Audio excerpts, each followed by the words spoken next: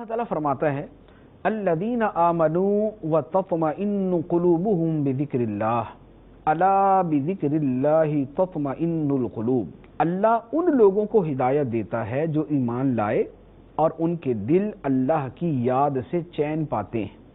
سن لو، اللہ کی یاد ہی سے دل چین پاتے ہیں۔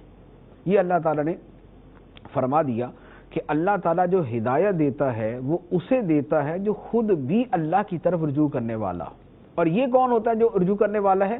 یہ وہ ہے جو ایمان لاتا ہے اور جس کے دل کو اللہ کی یاد سے چین ملتا ہے۔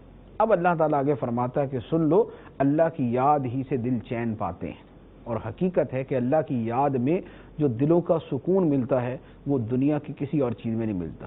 بڑے بڑے لوگ جنہوں نے اپنی زندگیاں گزار دی سکون پانے کے لیے شراب پینے کے اندر، بدکاریوں کے اندر، فلمیں ڈرامے دیکھنے کے اندر، گناہوں کے اندر، دنیا گھومنے کے اندر، سارے کام کرنے کے بعد آخر میں یہی کہتے ہیں کہ سکون نہیں ملتا، سکون نہیں ملتا۔ اور جب اللہ کی یاد میں اور اللہ کے ذکر میں مشغول ہوتے ہیں تو پھر دلوں کو سکون مل جاتا ہے۔ اور اللہ کے ذکر ہی سے قرآن پاک بھی ہے۔